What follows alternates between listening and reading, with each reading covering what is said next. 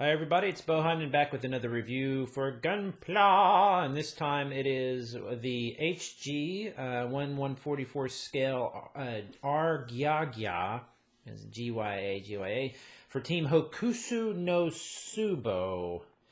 I'm probably saying that incorrectly. Piloted by Kuroko Sasaki. This is one of my favorite builds so far. The Build Fighters tri-line just seems to continue to get better and better and better. I think that that's the idea of the line, is as the kits come out and you purchase them, they start off relatively easy and they become more challenging, and then by the end of the series, hopefully you have your skill built up. Your skill raises essentially as you purchase the kit. I know that this one was pretty challenging in a lot of ways, but it was also a ton of fun.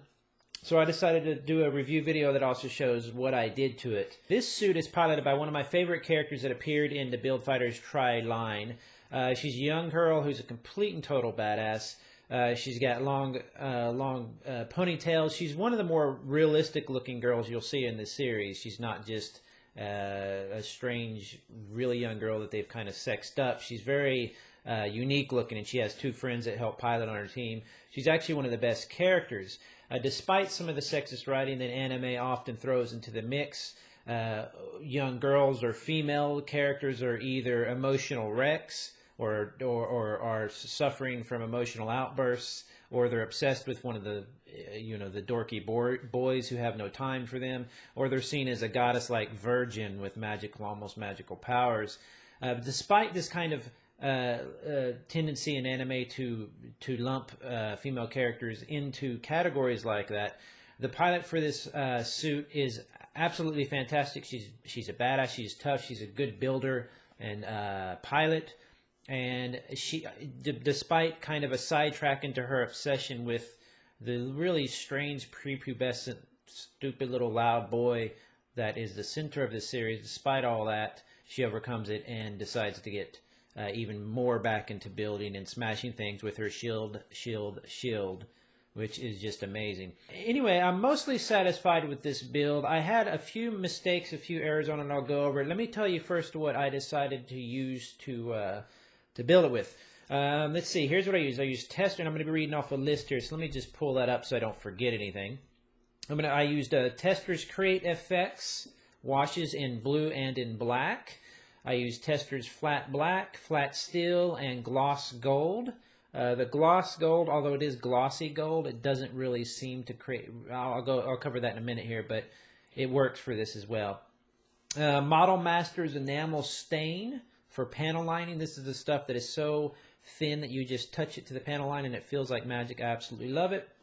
I used various Gundam markers and with different tips for touch-ups, probably 4 or 5 different kinds in basic colors, blue, black, and did some really nice touch-ups. I used red for the reddish areas you'll see on the model kit. It actually came out really nice. There's some areas I need to touch up. Anyway, 50 headpins. Headpins are these little small thing that you find in the jewelry department of your favorite hobby store, and they're essentially like a flat-headed pin that people can put jewels on, and then at the end of the wire, they can wire it around something, make earrings or whatever. So headpins are what I used for the little rivets. I didn't put as many rivets into the model as I wanted because I was already up around 50. So we'll go over that in a minute. First, I assembled the model. I separated the runners into the lid for ease of use, which is a really common trick I learned from somebody. Put it in alphabetical order. Second, I tried to decide what to do with the model. I looked at it. I thought color-wise, this is going to change. Don't feel bad if you change from your original idea once you assemble a model. This happens. Next, I painted all the frame parts, the inner frame parts you'll see at the arms and at the legs. If you're, of course, building a fancier kit, fancier than HG, you're not going to have.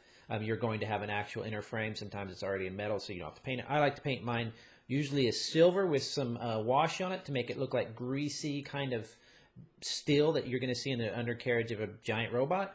This time I painted it gold.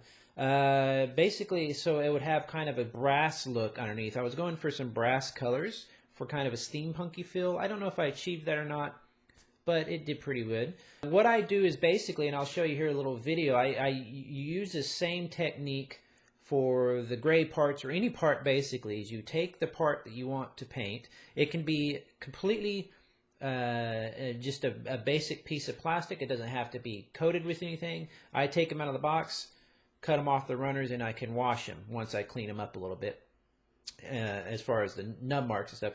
So you just apply some wash, you wait just about a second or two, and then you're going to dab that stuff off. What I have found with washes is I believe that they're intended as a stain where you're going to put it over the whole thing and let it sit there. That doesn't really work when you have fine details. So there's an art to dabbing correctly and using the right amount of dabbing. I'm still learning that art, so it'll get better. Speaking of the rivets, I should have put those rivets in before I applied the washes, because if you look at the rivets, you'll see that they just sit on top of this metal that is obviously aged or antiqued, or what's the word I'm looking for? What brass does, it gets a patina on it. If I would have applied those rivets first, the wash would have caught around the rivets, would have flowed a little bit, maybe looked like water, or given an impression of kind of rust stains coming from the rivets. So I should apply those first. I didn't think about that. I'll keep that in mind next time. So just be aware that washing is just like panel lines. It's not perfect.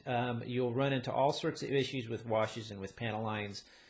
I'm still trying to figure out when the best time to do it is. One of the things I have been learning is that when you're building a kit, there's a rhythm to, or an order of things that you like to do that usually makes sense. Different people will tell you different things, but for myself, it's kind of all over the place, so I'm still learning that. Okay, so here's some notes, some things I learned from this build. I only used the stickers that came with it on the head. There's a little pink dot and I think a little thing on the mohawk part. Every other sticker was pretty much just black and was going onto a black part, so there was no really reason to use them. Also, the right-hand skirt broke. Unfortunately, it has a hook, and then the plug went into there. This hook's little bottom part broke off, so I just had to glue the skirt in place. What I was sure to do is glue it open enough to allow for the leg to spread a little bit or open a little bit to put them in different poses if I needed to.